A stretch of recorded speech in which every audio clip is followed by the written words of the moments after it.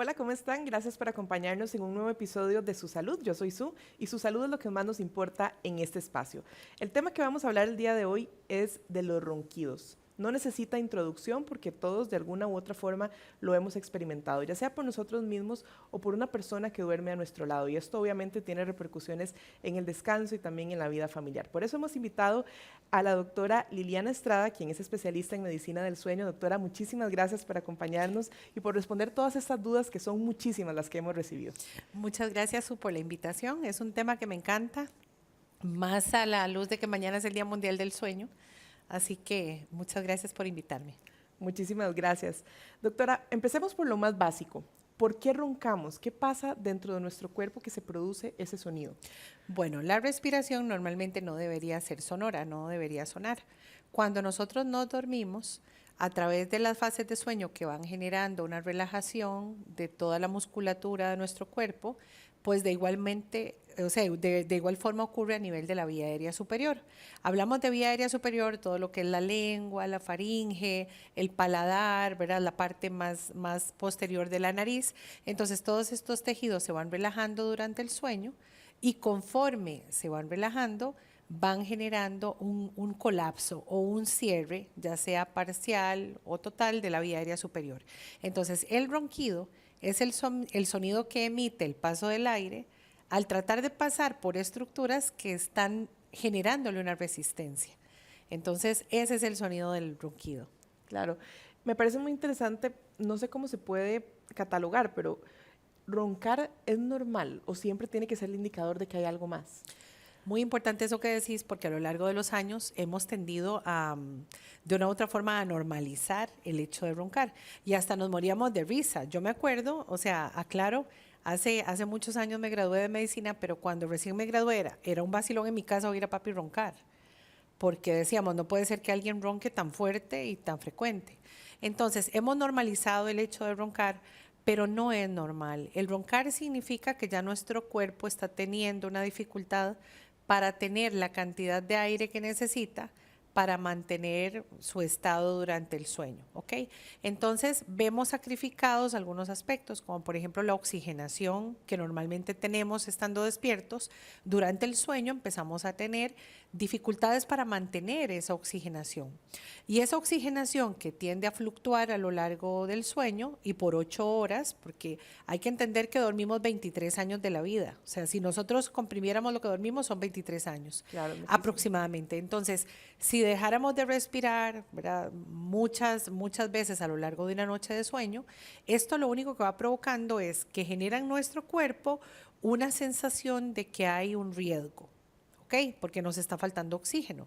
Todas nuestras células necesitan vivir con un nivel de oxígeno determinado. Y si tenemos caídas de oxígeno periódicas a lo largo de la noche, entonces vamos produciendo este nivel de que el sistema nervioso de nuestro cuerpo empiece a sentirse alterado.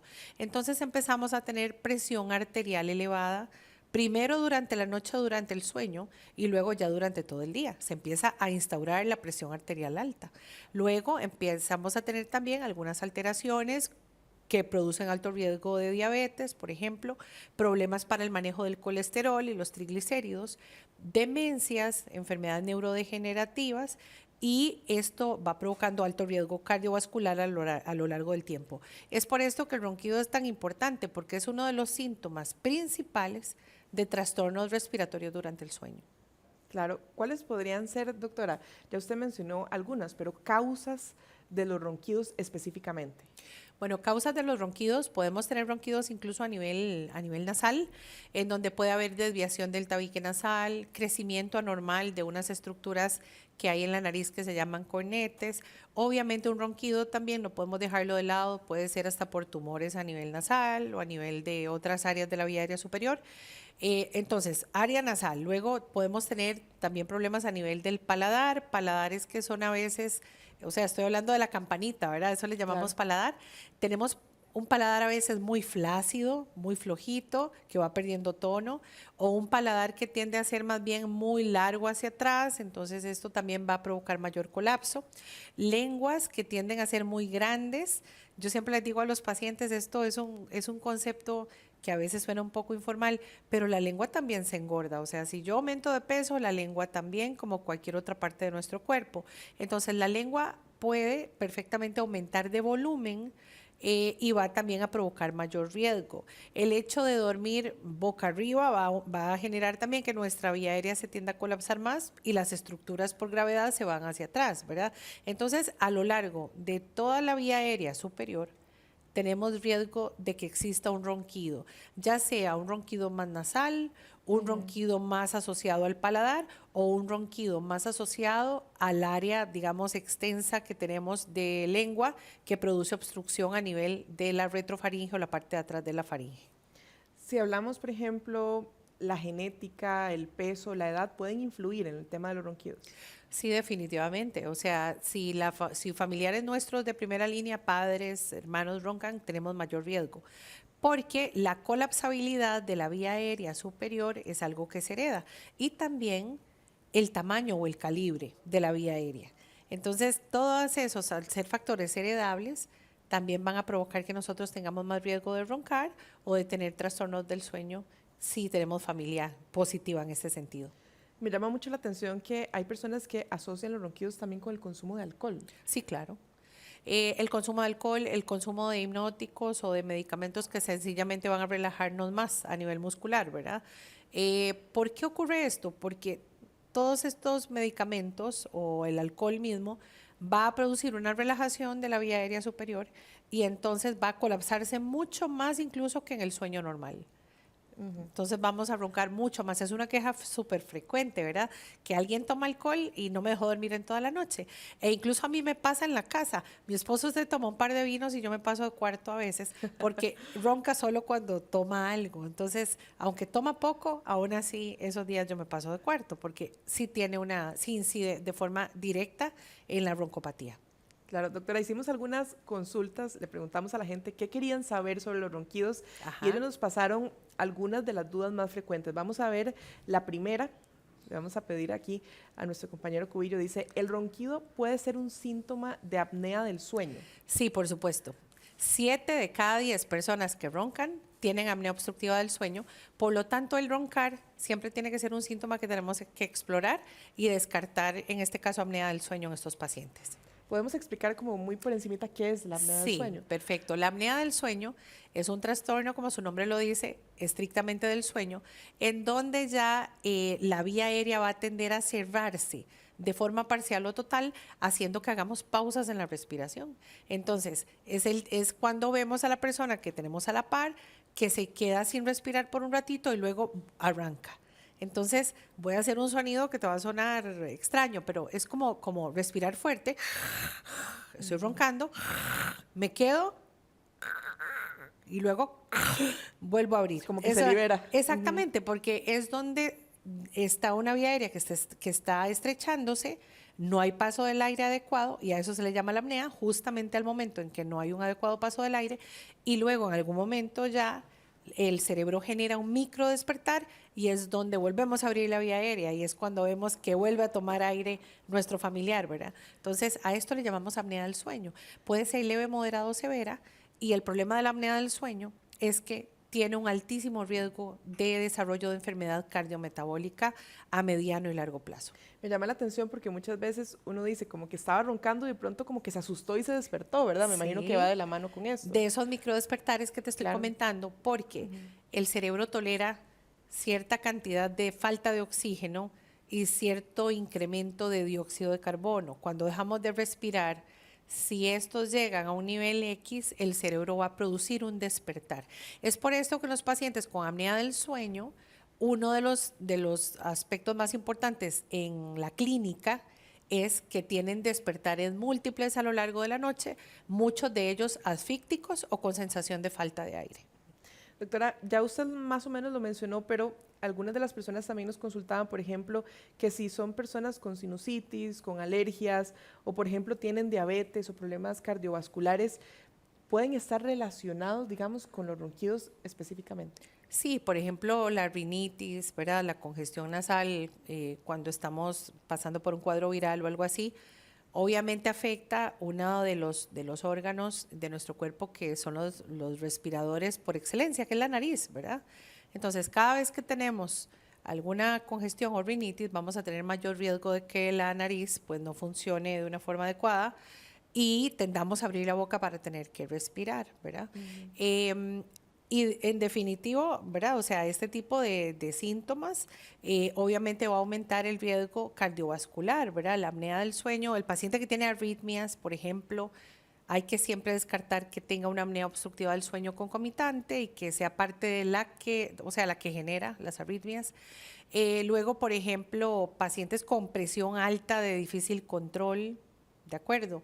O pacientes con enfermedad pulmonar obstructiva crónica, como el enfisema, la bronquitis crónica, pues obviamente también puede traslaparse estas enfermedades pulmonares o respiratorias con la apnea obstructiva del sueño, que es, como lo dije, una enfermedad meramente del sueño. Cuando ya hablamos de los ronquidos crónicos, ¿cuáles son los efectos que pueden tener sobre la salud?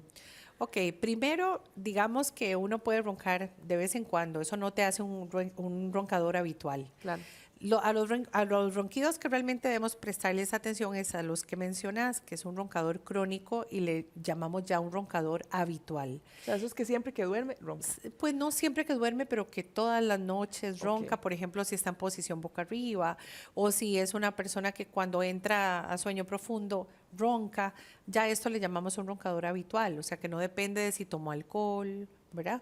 Entonces, es importante como que entendamos que hay esa diferencia, ¿verdad? Entonces, el roncador habitual es al que realmente tenemos que ponerle demasiada atención, porque es el que más riesgo puede tener de tener afectaciones en su salud secundario a la roncopatía. Y sí creo, doctora, que hay que hacer como la diferencia entre dos aristas del tema, ¿verdad? Por un lado, el tema de la salud, ya propiamente de lo que puede haber detrás de los ronquidos, pero también el tema de la convivencia familiar, ¿verdad? Y lo que eso implica para, por ejemplo, para dormir con una pareja que siempre ronca y en la calidad del sueño. Correcto. Eso es importante porque a veces un paciente solo ronca, le hacemos estudio de sueño, resulta que no tiene afectación en su oxigenación, ¿verdad? Ni tiene ningún otro riesgo a nivel de enfermedad crónica ni cardiovascular, pero resulta que está durmiendo en el cuarto de la par, ¿verdad? Porque ya lo echaron del cuarto.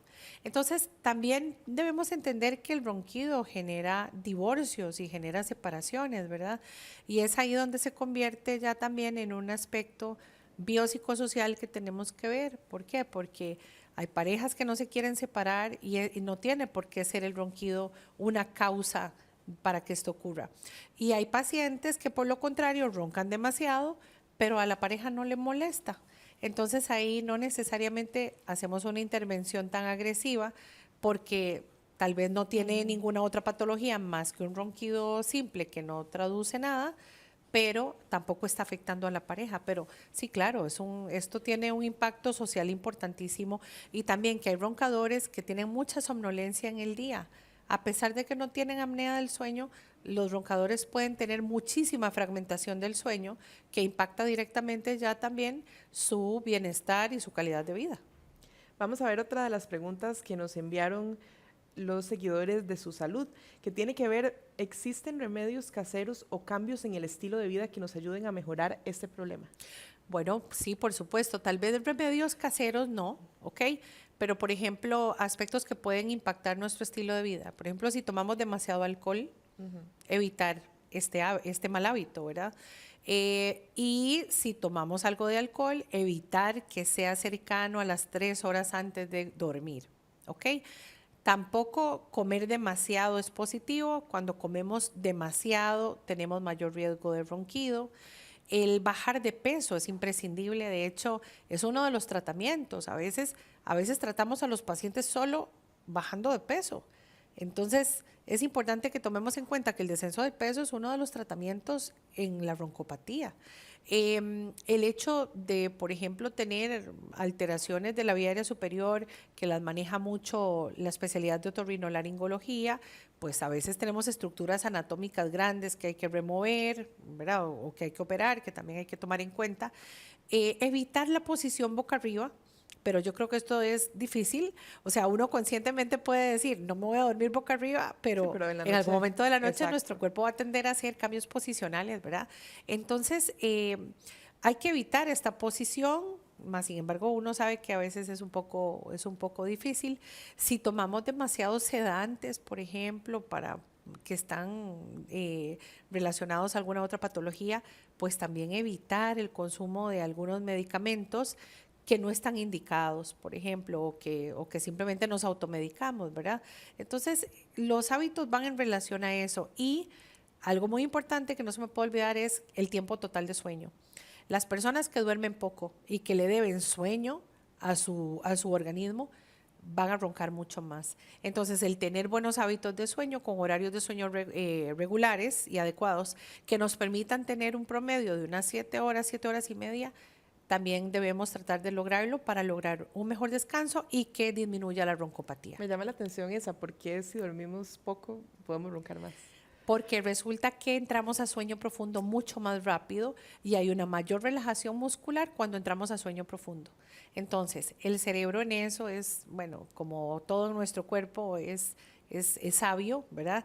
Les puedo decir que también cuando nos falta sueño, hay fases de sueño que nos estamos brincando, ¿verdad? Entonces, nuestro cerebro, cuando logra dormir, trata de hacer un rebote de las fases de sueño que no se han cumplido. Y por eso el sueño profundo a veces es el más sacrificado y por eso roncamos mucho más. Es como que si dijéramos, se durmió, pero se durmió de verdad. ¿De Qué acuerdo? interesante. Porque el cerebro trata de recuperar en el mínimo tiempo toda la deuda que tiene. Doctora, vamos a ver otra de las preguntas que tenemos por acá. ¿Cuándo es necesario buscar ayuda profesional para tratar los ronquidos? Bueno, yo creo que siempre, siempre. Siempre hay algo que descartar, ¿ok? Siempre hay que descartar apnea obstructiva del sueño. Siempre debemos saber si estamos pasados de peso y que eso nos esté generando un cambio en el ronquido de antes que tal vez no teníamos y que ahora ha habido un cambio. Y siempre tiene que hacerse la correlación con trastornos respiratorios del sueño. Por lo tanto, siempre tenemos que descartar. Y hay aspectos en la broncopatía que, como lo dije anteriormente, muchas veces son incluso quirúrgicos y que ameritan también una valoración por otorrino y que en ese sentido, pues, esa puede ser muchas veces la solución en algunos de los casos. Vamos ahora a la parte que yo sé que muchos están esperando. ¿Existen tratamientos efectivos para los ronquidos? Bueno, les puedo decir que me llama la atención esta pregunta porque los pacientes consultan por el ronquido y a veces quieren salir del consultorio con una solución, ¿verdad? Esto es muy difícil porque la valoración del ronquido es en muchos niveles, en muchos aspectos y muchas veces la intervención es en múltiples niveles. O sea, desde el punto de vista anatómico o de alergias o bajar de peso o por ejemplo ya a veces se requieren dispositivos a nivel de mandíbula porque resulta que el problema es que la mandibulita está muy metida hacia atrás y tenemos muy poco espacio. Entonces yo quisiera decirles que pueden salir a veces con una solución en la mano, pero no, requiere un manejo integral, requiere un buen diagnóstico, determinar el sitio de colapso y a veces el tratamiento no es tan rápido como esperamos. ¿Que se logra quitar el ronquido? Sí, muchas veces en algunos pacientes con solo remover algo quirúrgicamente puede alivianarse mucho el ronquido y disminuir. Sin embargo, como lo decía antes, como el ronquido ocurre en múltiples niveles de la vía aérea superior, muchas veces el tratar solo un área no es necesariamente lo suficiente para poder lograr esto.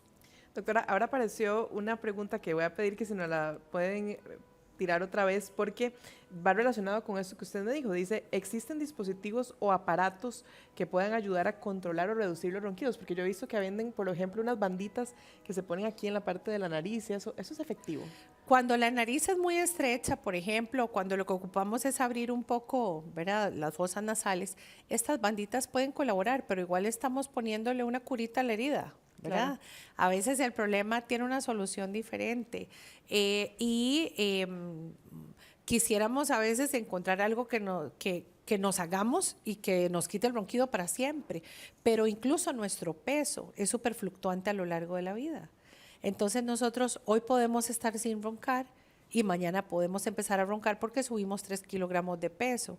O puede perfectamente ocurrir que estemos usando medicamentos o sedantes o que empecemos a abusar del alcohol o que en determinado momento nos empezó a dar alergia o rinitis, entonces ya nuestra condición cambió. Entonces la broncopatía es súper cambiante a lo largo de la vida.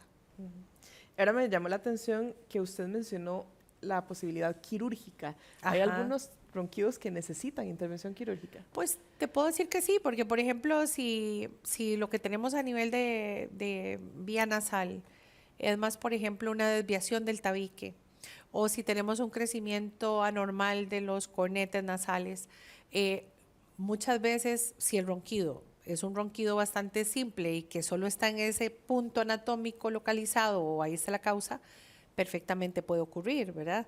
E incluso cada vez hay más otorrinos que buscan un entrenamiento especial en sueño y que pueden a veces también ayudar a corregir el ronquido desde este punto de vista, pero con a veces procedimientos diferentes, no los que se hacen todo el tiempo de forma convencional, puede perfectamente disminuir el ronquido, pero no en todos los pacientes. Debemos tomar en cuenta que los pacientes que mejor responden a algunos procedimientos quirúrgicos para el ronquido, aclaro, para el ronquido, son pacientes que tienen sobrepeso pero ya no obesidad. Ok, cuando hablamos de que un paciente tiene ya obesidad, cada vez nos alejamos más de que el tratamiento para el ronquido pueda ser quirúrgico. Claro.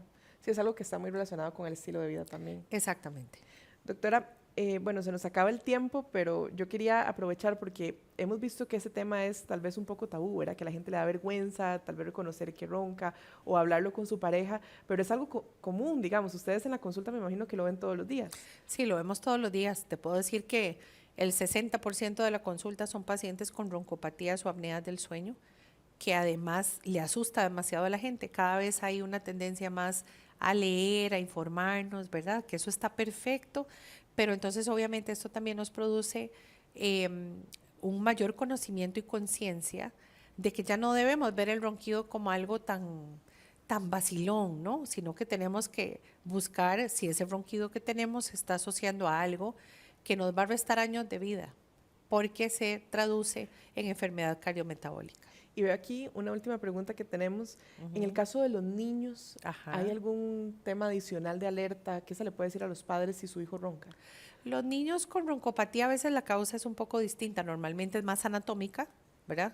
O sea que sí hay cosas que están generando obstrucción, a veces hay malformaciones craneales o faciales por síndromes o por situaciones específicas. Por ejemplo, el síndrome de Down muchas veces tiene lengüitas mucho más grandes, con mayor volumen, que quitan más espacio. Y los niños hacen mucha hipertrofia de las famosas adenoides o de las glándulas, ¿verdad? Que son las amígdalas. Entonces, el ronquido en los niños tiene que tener un cuidado bastante especial porque los niños también, así como en los adultos, afecta nuestro nivel de vigilancia, de alerta al día siguiente y nos genera fatiga y somnolencia. En los niños, el ronquido puede fácilmente pasar a una apnea del sueño y ya esto afecta también su crecimiento, afecta a los niños que tienen, por ejemplo, déficit atencional e hiperactividad, los pone peor, ¿verdad? Entonces, en ellos hay que tener especial cuidado para ver cuál puede ser la causa de la roncopatía. No debemos nunca pensar que una roncopatía la debemos dejar pasar por alto.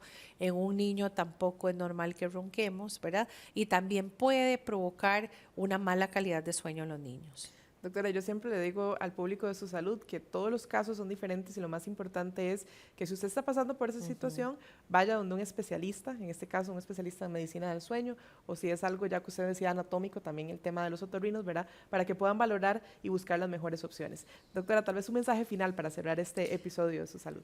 Bueno, lo acabas de resumir súper claro, ¿verdad? O sea, cada paciente no hay como una pomada canaria para todos, sino que a los pacientes precisamente hay que buscarles la terapia optimizada e individualizada.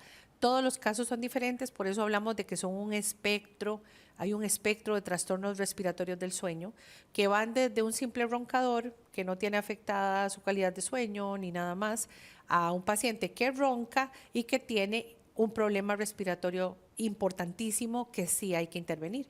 Entonces, en ese espectro, como nosotros estamos dormidos, nunca sabemos qué es lo que nos está pasando hasta que nos sometemos a estudios de sueño o un análisis más profundo que nos permite saber qué es lo que está pasando. Entonces, nunca dejarlo pasar por alto. Doctora, muchísimas gracias por habernos acompañado en este episodio de Su Salud. Un gusto y de verdad yo sé que esta información va a ser muy valiosa para todo el público que nos está viendo. Muchas gracias, Su. Gracias.